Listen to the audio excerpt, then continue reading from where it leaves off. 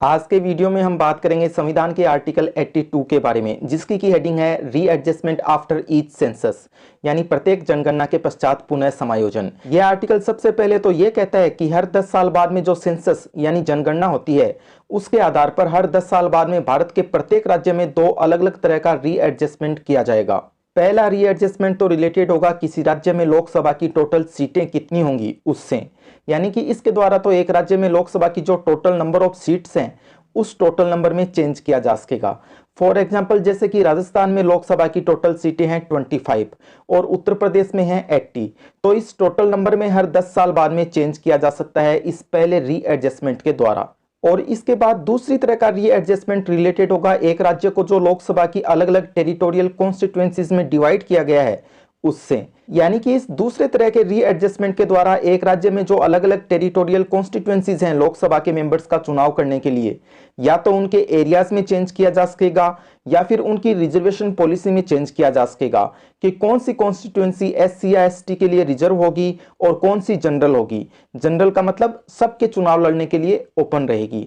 ये जो दोनों ही तरह के रीएडजस्टमेंट हैं, इनको असल में कहा जाता है डिलिमिटेशन यानी परिसीमन।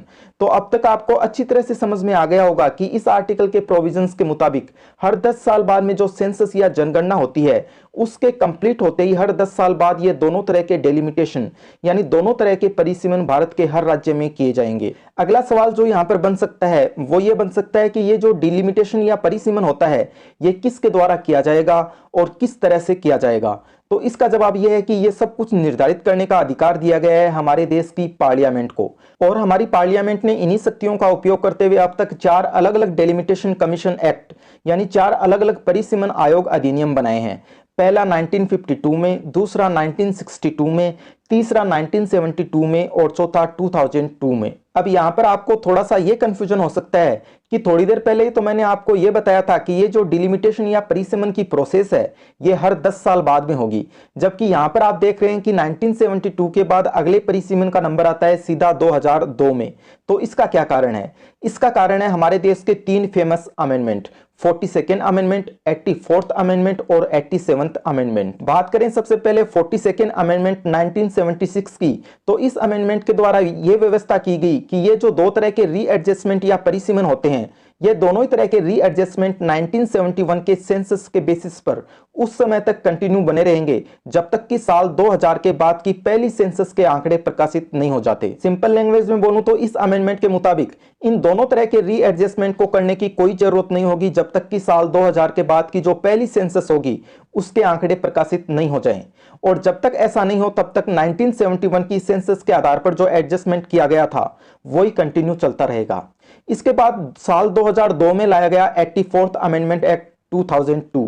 इस अमेंडमेंट के द्वारा जो दो तरह के रीएडजस्टमेंट होते हैं, उन दोनों ही तरह के रीएडजस्टमेंट के लिए अलग अलग व्यवस्था की गई। जो पहली तरह का रीएडजस्टमेंट होता है जो कि बात करता है एक राज्य में लोकसभा की टोटल सीटों के नंबर के बारे में, उसके लिए तो यह डिसाइड किया गया कि इस तरह का रीएडजस्टमेंट 1971 की सेंसस के आधार पर उस समय तक कंटिन्यू चलता रहेगा जब तक कि 2026 के बाद की जो पहली सेंसस है उसके आंकड़े प्रकाशित नहीं हो जाते। जबकि जो दूसरी तरह का रीएडजस्टमेंट होता है जिसमें कि एक राज्य को अलग अलग टेरिटोरियल कॉन्स्टिट्यूएंसीज में डिवाइड किया जाता है, उसके संबंध में यह व्यवस्था की गई कि इस तरह का रीएडजस्टमेंट 1991 की सेंसस के आधार पर किया जा सकता है।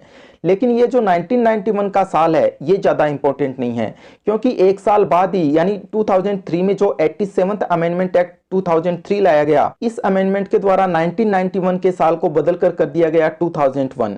तो इस तरह से 87th अमेंडमेंट एक्ट का इंपैक्ट ये हुआ कि जो ये दूसरी तरह का रीएडजस्टमेंट है जिसके द्वारा एक राज्य को लोकसभा की अलग अलग टेरिटोरियल कॉन्स्टिट्यूएंसीज में डिवाइड किया जाता है, ये रीएडजस्टमेंट किया जा सकेगा 2001 की सेंसस के आधार पर। यही कारण है कि 1972 के बाद में जो अगला परिसीमन आयोग अधिनियम आया वो आया 2002 में। इस पर्टिकुलर पॉइंट पर यह बात आप अच्छे से समझ लीजिए कि जो ये पहली तरह का रीएडजस्टमेंट है जो कि बात करता है एक राज्य में लोकसभा की टोटल सीटों के नंबर के बारे में, वो आज के दिन चला आ रहा है 1971 की सेंसस के बेसिस पर ही।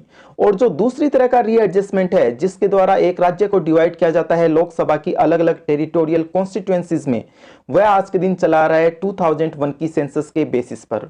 और ये दोनों ही तरह के रीएडजस्टमेंट अगली बार उस समय होंगे जब 2026 के बाद की पहली सेंसस के आंकड़े प्रकाशित हो जाएंगे। यानी कि जब तक 2026 के बाद की पहली सेंसस के आंकड़े नहीं आ जाते तब तक किसी भी तरह का कोई भी रीएडजस्टमेंट नहीं किया जाएगा। इसके बाद में इस आर्टिकल में डेलिमिटेशन यानी परिसीमन से रिलेटेड दो छोटे छोटे डाउट्स को दूर करने की कोशिश की गई है। कौन से हैं ये दो छोटे छोटे डाउट्स? डाउट नंबर 1, क्या कोई परिसीमन फाइनलाइज होते ही लागू कर दिया जाता है? इसका जवाब है जी नहीं, ऐसा नहीं होता, क्योंकि इस आर्टिकल के प्रोविजंस के मुताबिक कोई भी परिसीमन किसी भी एग्जिस्टिंग लोकसभा में जो रिप्रेजेंटेशन या प्रतिनिधित्व होता है उसको कभी भी प्रभावित नहीं करता। यानी उस समय की एग्जिस्टिंग लोकसभा के डिसॉल्व या भंग होने के बाद में ही नए परिसीमन को लागू किया जा सकता है। डाउट नंबर 2, ये कौन डिसाइड करता है कि नया रीएडजस्टमेंट या नया परिसीमन कब से लागू होगा?